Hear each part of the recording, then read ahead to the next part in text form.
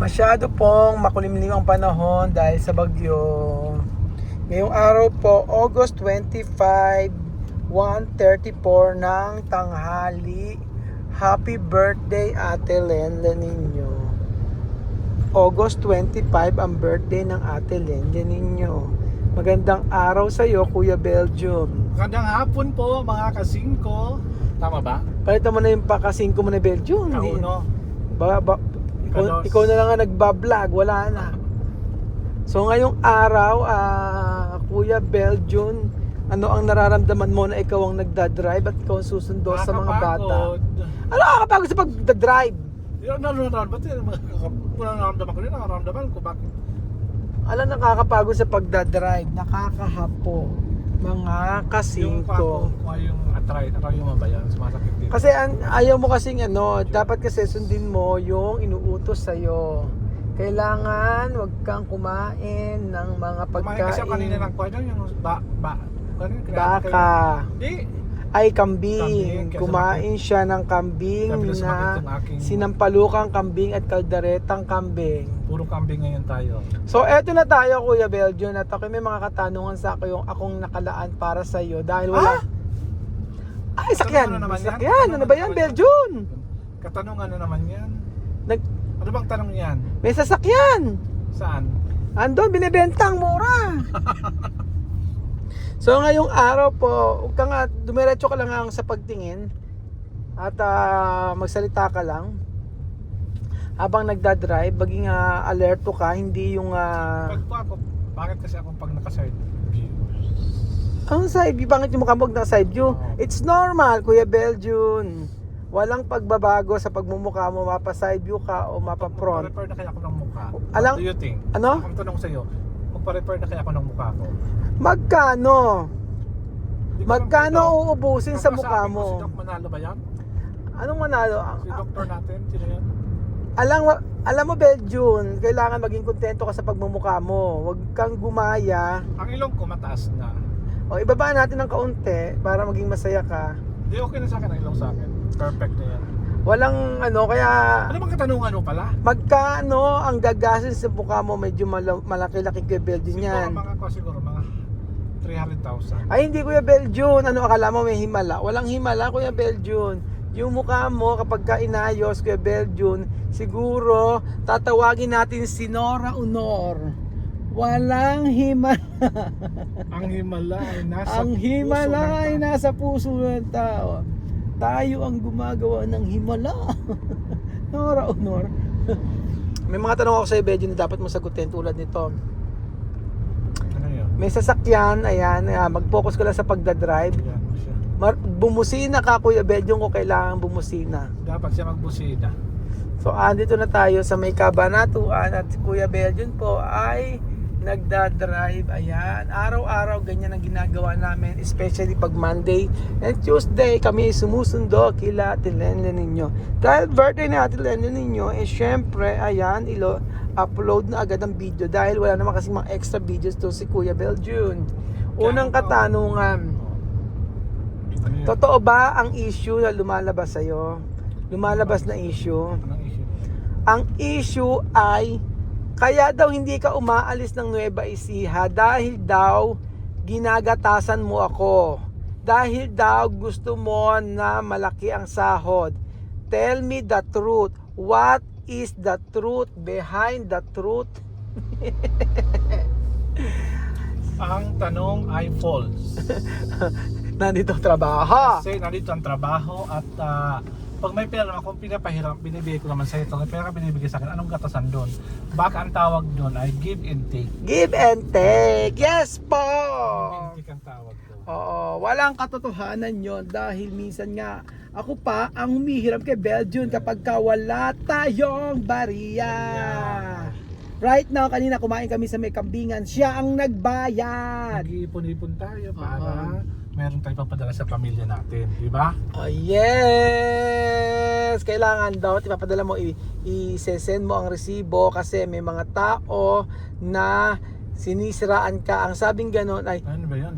pangalawang issue yan. Pangalawang issue. Nakakatakot naman ang issue. Kinalimutan mo na raw ang pamilya mo at hindi ka raw nagpapadala ng pera. Nako. Tell me the truth, Kuya May Beljun. resibo po. Papasin ko po yung kailangan bang resibo. Ayan, May resibo po tayo mga transfer niyan.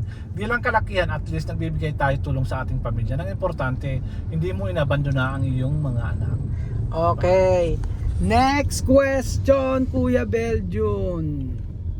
Ang sabing ganon ay hindi ka na raw uuwi ng Bicol. Ano? Ito, Yan ay true or false na naman. false?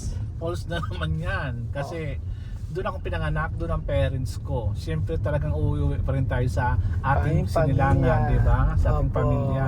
Opo. Ayan po ang katotohanan.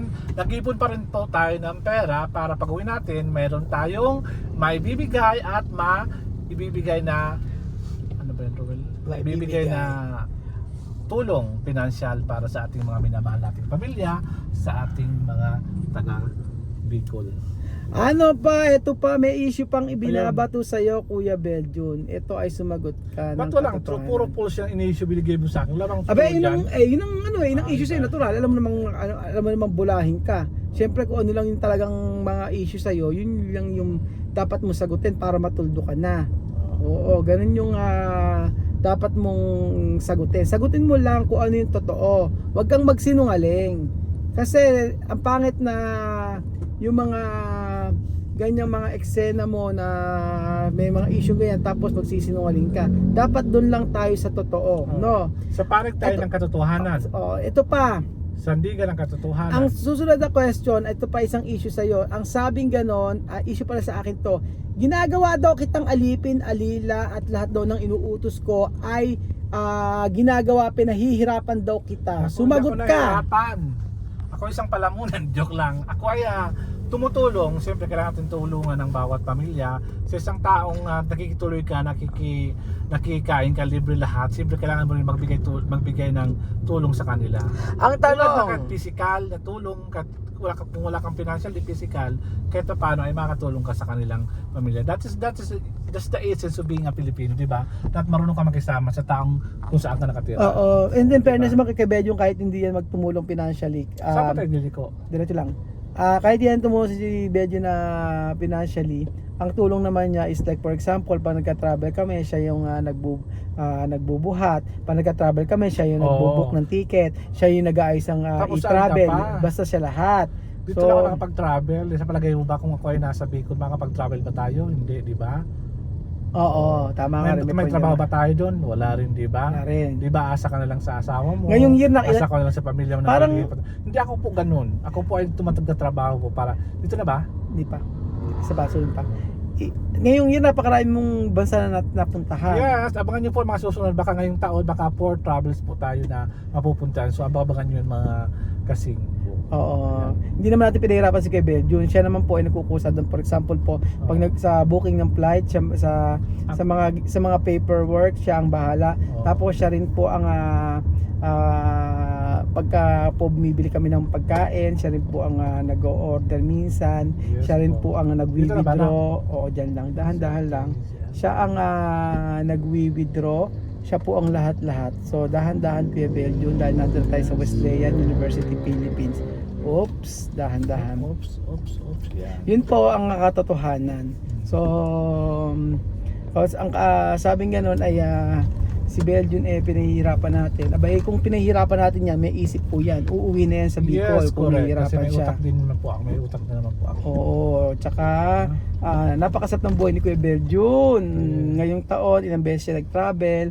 Tapos, syempre, hindi naman siya sabing board and lodging ang libre. Hindi lang naman yon. Dinurato namin siya parang pamilya, parang ang kapatid, ganoon po. Exactly. Oo, kaya malaki ang tiwala natin kay Beljun. Sabi nga, may issue pa nga, sabi nga, Tapos abangan nyo po yung basta may mga blessings tayong matatanggap. Oo nga. Di ba?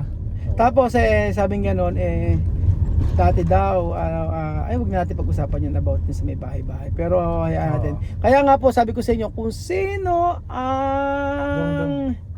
Yan natin siya. Susundo lang po kami while vlogging. Ayan po mga amigo, mga kasingko. Ang pinaka pinupunto po natin dito ay about kay Belgium sa pag-isa sa Nueva Ecija. Ay lahat naman po ng ito ay binabalik naman namin kay Kuya Belgium kung ano man yung ginagawa niya sa amin.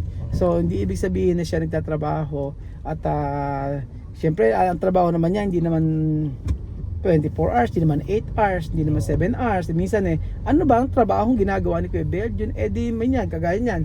Ayokong mag-drive.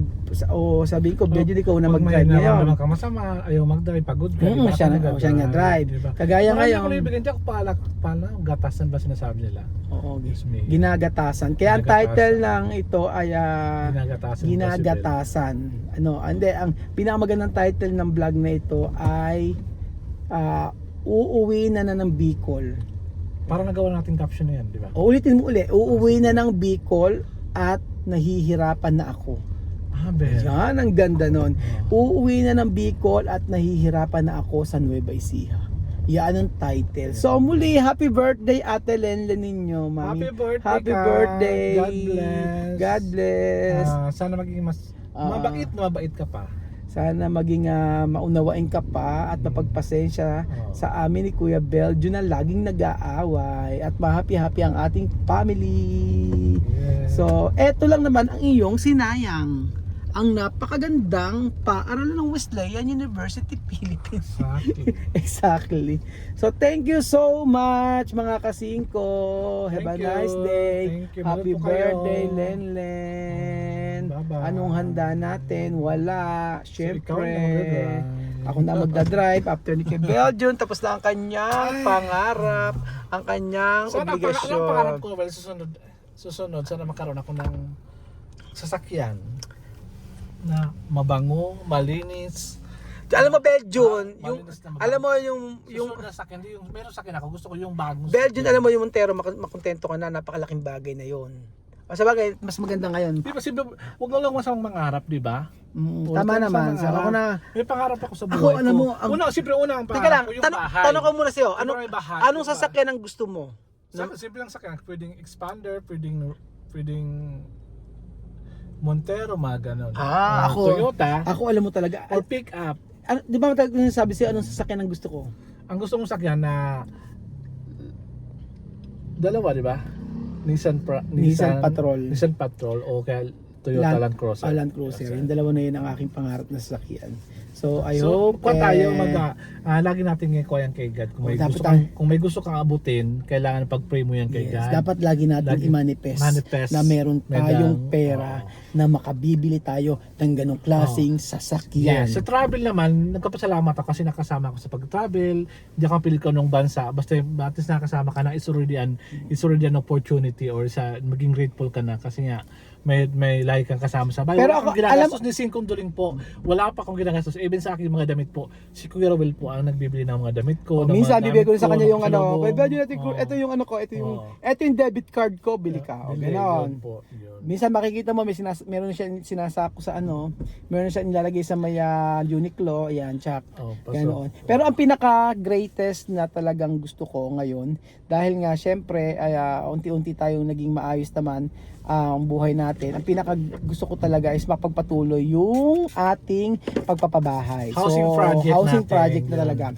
So dati feeding program na ngayon talaga housing project na project simple na. Yung mga beneficiaries, Level nag-level up tayo. Yung mga taong need na kailangan, di ba? Kaya nga, so babay na at Kuya Belgium, umalis ka na dyan, ako magdadrive na layas! This.